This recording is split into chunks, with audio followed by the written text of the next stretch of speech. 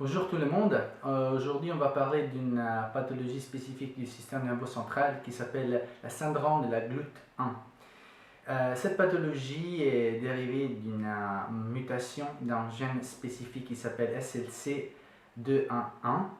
et qui est dû à un problème de fonctionnement d'un enzyme qui est responsable du transport du glucose du sang au cerveau.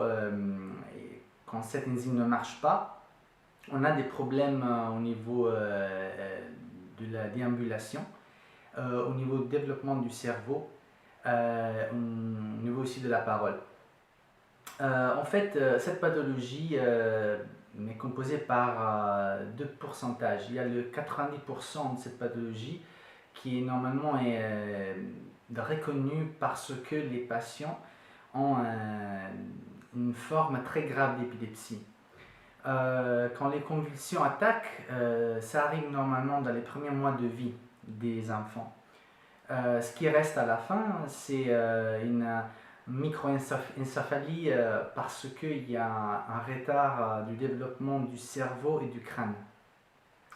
Le 10% de cette pathologie, le 10% des cas, qui est aussi appelée la forme non commune, en fait est une pathologie qui ne présente pas des convulsions épileptiques, mais bien qui apporte des défauts au niveau de la déambulation. Ces défauts normalement sont beaucoup plus graves que dans le restant 90%. Comment est-ce qu'on peut curer cette pathologie? Il y a un seul traitement disponible à ce moment. Il s'appelle le régime cétogène. Le régime cétogène est un régime spécifique.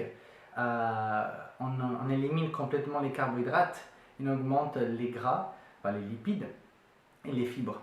Les protéines sont normales.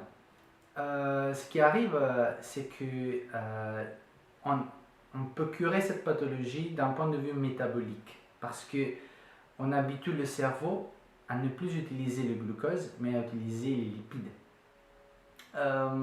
Pour l'instant, il y a seulement de 500 à 600 cas de syndrome de GLUT1 au niveau mondial.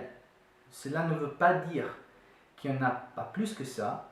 Ça veut dire simplement qu'il n'a pas été diagnosé correctement. Il y a des cas que les neurologues ne connaissent pas.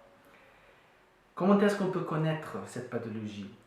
Il faut tout d'abord faire un bon travail de renseignement. Et en fait, à la fin de cette vidéo, vous allez trouver des sites sur Internet qui vont vous connecter à comment est-ce qu'on va découvrir la pathologie, numéro 1, comment est-ce qu'on va la curer. Et il y a aussi un registre de patients affectés par le syndrome de la GLUT1. En plus, j'aimerais bien mentionner l'association de la GLUT1 italienne. On peut la trouver sur www.glut1.it. Son président, Massimiliano Barone, est très ouvert à connaître des nouvelles familles qui ont des enfants affectés par le syndrome de la GLUT1. Il faut aussi mentionner la clinique Mondino de Pavia au nord d'Italie.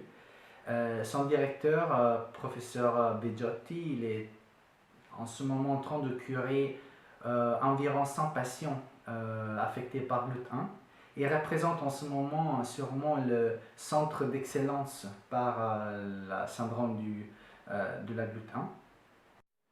Aussi très important, c'est la compagnie alimentaire Legamberry Foods.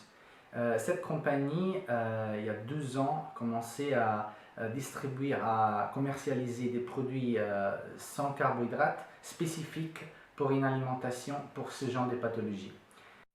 En ce moment, Legamberry Foods est en train de commercialiser ces produits sans carbohydrates, mais bientôt, il va y avoir une nouvelle ligne de produits spécifiques pour les patients affectés par le syndrome de GLUT1. À la fin de cette vidéo, vous allez trouver donc des connexions, des liens sur internet pour pouvoir reconnaître la pathologie, trouver des groupes de gens auxquels la GLUT1 a été déjà diagnosé, et aussi des informations qui peuvent vous intéresser pour bien reconnaître cette pathologie parmi d'autres. Je vous remercie énormément pour votre attention et à très bientôt.